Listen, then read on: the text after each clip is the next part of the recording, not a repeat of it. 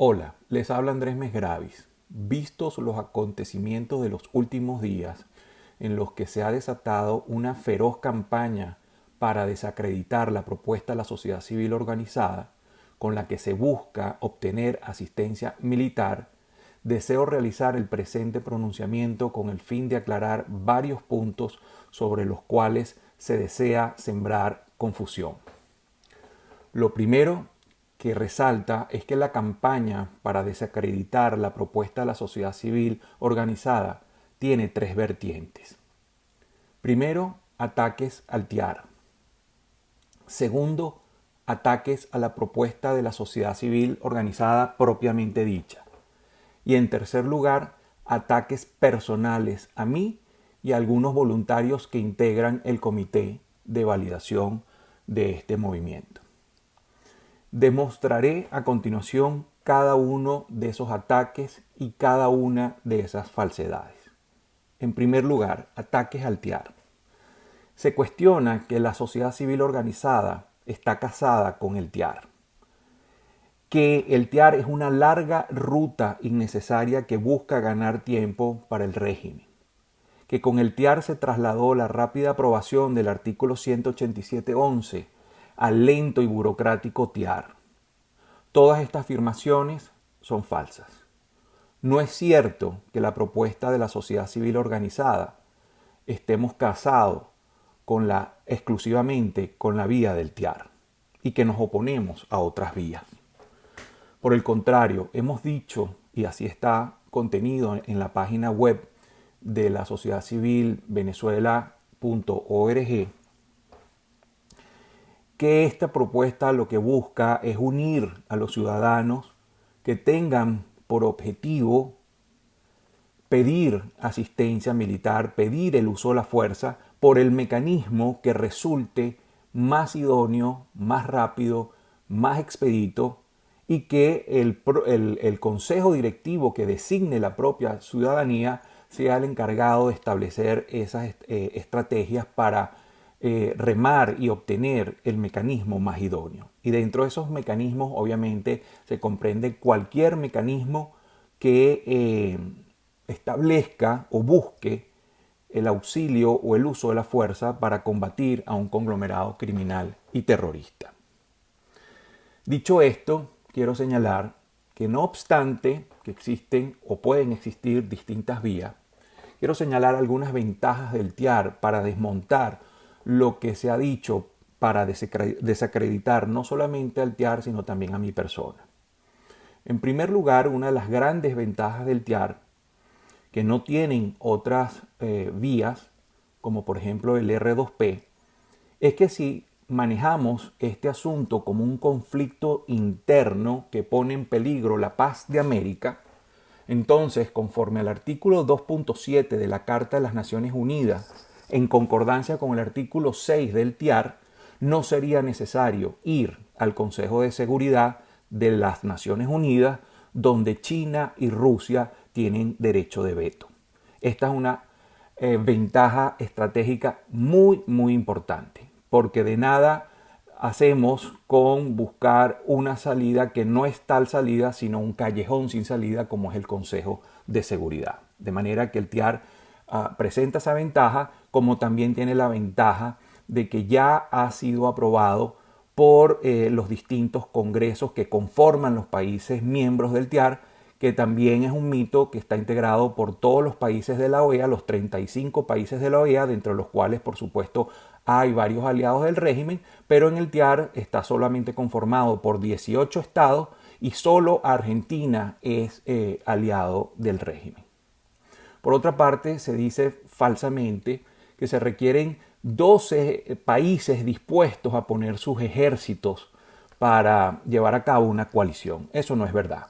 Si bien es cierto que se requieren 12 votos para aprobar el uso de la fuerza conforme el TIAR, bastaría que 12 países estuviesen de acuerdo con que alguno de ellos o varios de ellos estuvieran dispuestos a conformar una coalición. Es decir, si por ejemplo Estados Unidos dice que está de acuerdo en ofrecer esa ayuda militar, los otros 11 estados con aprobarlo ya le darían pues el respaldo a Estados Unidos para llevar a cabo esa acción de asistencia. Igualmente, cabe decir, si Colombia y Brasil se unieran a esa alianza, pues perfectamente los otros 9 países también podrían aprobar ello y decir que van a contribuir con, por ejemplo, ayuda humanitaria o con el ofrecimiento de pasos territoriales. De manera que no es cierto que se requieran pues dos ejércitos para poder conformar una coalición.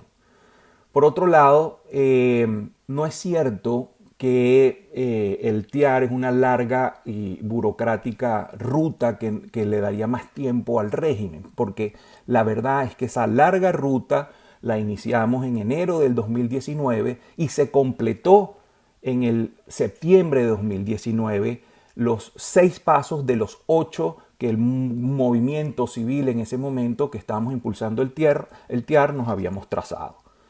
En este momento el TIAR se encuentra activado desde el 23 de septiembre de 2019 por todos los Estados miembros para el caso de Venezuela y se ha declarado en sesión permanente. Solamente han habido 2 reuniones y la tercera fue suspendida por el tema del coronavirus.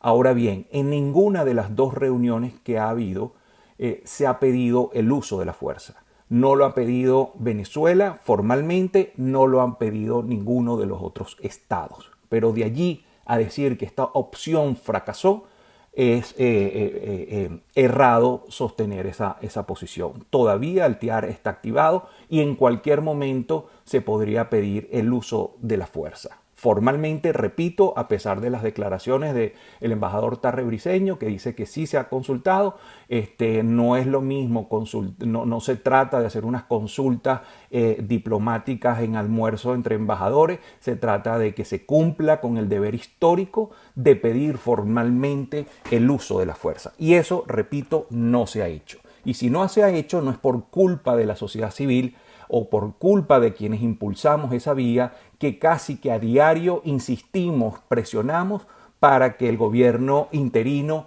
cumpla con ese deber sagrado que tiene frente a la nación. Y hasta ahora no ha cumplido. Por otra parte, no es cierto que basta con una llamada telefónica o que el TIAR es innecesario, porque bastaría una llamada telefónica para que Estados Unidos o cualquier otro país interviniera. Las relaciones internacionales no se manejan de esa forma, y menos aún una operación que implicaría no millones de dólares o billones de dólares, sino probablemente trillones de dólares. Las relaciones internacionales se manejan a través de acuerdos bilaterales o acuerdos multilaterales entre varios estados, y en este caso se trataría pues de un acuerdo multilateral como el TIAR, que ya está ratificado por todos los estados miembros, o la celebración de un nuevo tratado bilateral de cooperación militar entre uno o varios estados, y eso no ha ocurrido, es que sería otra vía perfectamente factible, pero esa vía de celebrar un nuevo tratado de cooperación militar entre Estados Unidos o con Brasil o con Colombia requeriría no solamente la aprobación de la Asamblea Nacional, sino también la aprobación de los congresos de esos estados. Por último, en relación con el TIAR, no es cierto que además que no se ha pedido el uso de la fuerza formalmente, tampoco el gobierno interino ha justificado, promocionado y mucho menos negociado la distribución de los costos que implicaría esa gran alianza militar. Y en este sentido, pues también queremos señalar que es muy importante tomar en cuenta las palabras que hace unas semanas atrás mencionó o declaró el presidente de Estados Unidos, el señor Trump, señalando que él apoyaría a quien apoye la gente de la nación venezolana. Estas palabras que han sido obviadas por algunos que piensan tocarle la puerta al señor Trump y sentarse con él para decirles que ellos tienen la mejor propuesta, denota pues una posición que se coloca de espaldas a las propias declaraciones del presidente Trump, que ha dicho que apoyaría a quien apoye la gente.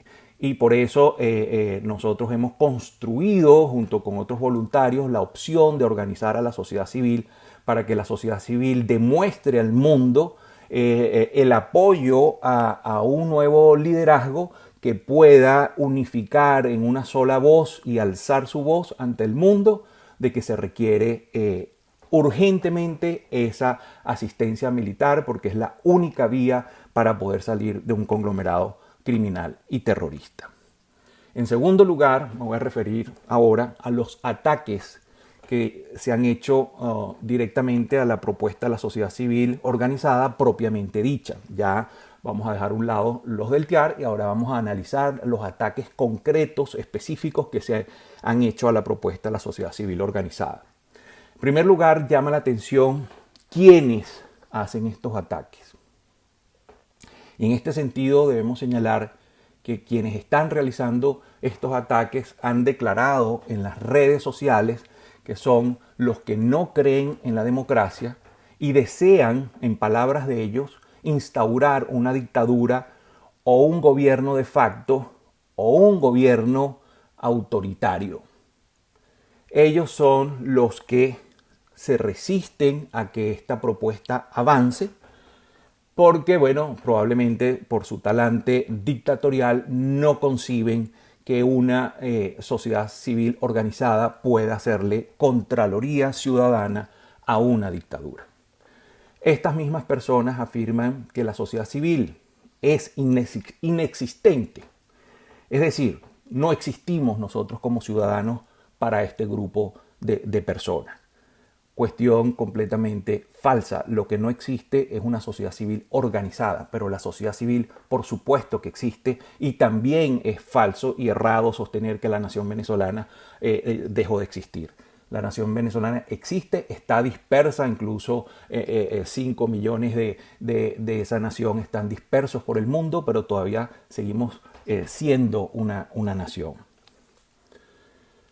También se afirma que queremos elecciones y simplemente sustituir al CNE. Esta afirmación es un poco más maliciosa porque completamente estamos opuestos a una vía electoral.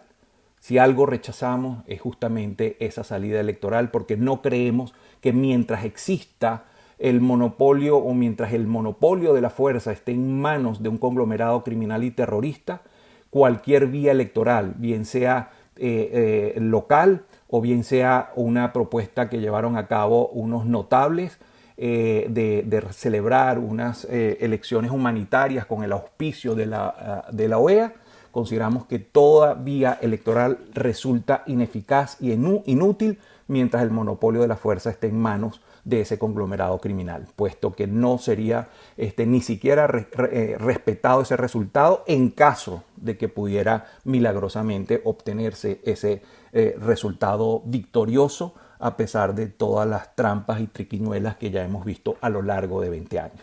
De manera que es completamente malicioso sostener que este movimiento lo que busca es simplemente elecciones y sustituir al CNE. No. Buscamos, y lo decimos expresamente y muy clara y diáfanamente en nuestra página web, así como en todos los mensajes que hemos visto, que no buscamos, no queremos, nos oponemos a la vía electoral y queremos como única salida la asistencia militar. Por otra parte, se nos cuestiona que queremos atribuirnos la representación de todos y para todas las materias. Eso es otra falsedad. Claramente señalamos que buscamos aglutinar a los ciudadanos que estén conformes o que busquen el objetivo de la asistencia militar para restablecer la libertad y la democracia.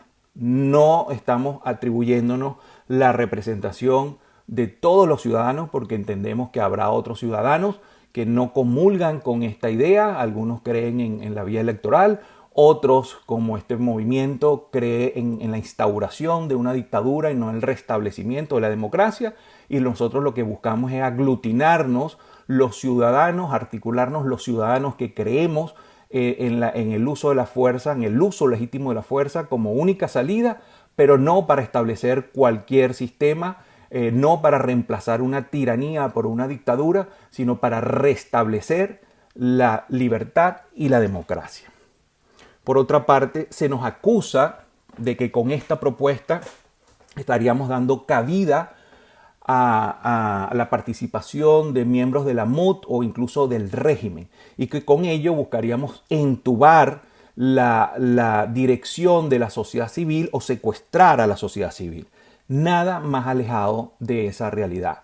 Incluso hay un boletín número 3 que lo pueden ver en nuestra página web, está colgado en la página web, repito, Sociedad Civil Venezuela abreviado, .org. Allí encontrarán el boletín número 3 y allí se dice claramente que no pueden participar en primer lugar o aspirar al consejo directivo. Primero, personas que tengan militancia política de cualquier clase, incluso de partidos políticos serios y honestos, no pueden aspirar a ser directivos de la sociedad civil. Y en segundo lugar, se excluye de siquiera poder participar en el proceso a personas que hayan tenido vínculos o hayan pertenecido al régimen y que compartan o sostengan una ideología comunista. Allí pueden entonces leer y ver por sus propios ojos y sacar sus propias conclusiones de lo que establece el boletín número 3. Por otro lado, se me acusa de que yo quiero coronarme rey de la sociedad civil. Quiero en este sentido señalar que no tengo ni jamás he tenido aspiraciones políticas. Ni siquiera aspiro a algún cargo dentro de esa sociedad civil organizada. No aspiro, y hemos dicho en reiteradas ocasiones, que ninguno de los voluntarios que estamos trabajando aquí ad honorem aspiramos a pertenecer a alguna plancha que nos pueda llevar a ocupar algún cargo dentro del consejo directivo o dentro del consejo consultivo. Quiero decirles a mis detractores que mi ambición es mucho mayor que esa. Mi ambición es contribuir con una metodología que nos ayude no solo a conquistar la libertad, sino también la democracia. Y para que cada tema de interés nacional, la sociedad civil organizada pueda celebrar una gran asamblea de ciudadanos y elegir nuevos consejos directivos, y así se puedan realizar distintos proyectos, siendo el primero de ellos la libertad, pero luego puedan realizarse distintos proyectos de la mano de los venezolanos más capacitados, más competentes y más idóneos para cada área. Por último, y con esto termino, deseo referirme a los ataques personales de los cuales he sido objeto en las últimas horas. Estos ataques tienen un patrón reiterativo, aunque son múltiples.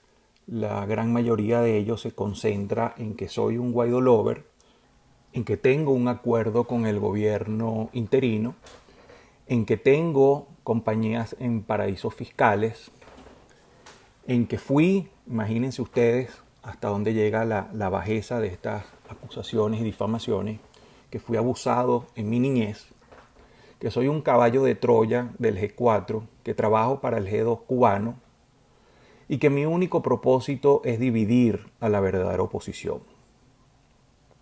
Vaya difícil tarea la que se han propuesto los que pretenden difamarme, porque tengo una trayectoria comprobable de 30 años de ejercicio profesional y 13 años de docencia que no pueden ser vilmente desconocidos por quienes quieren desesperadamente destruir este proyecto.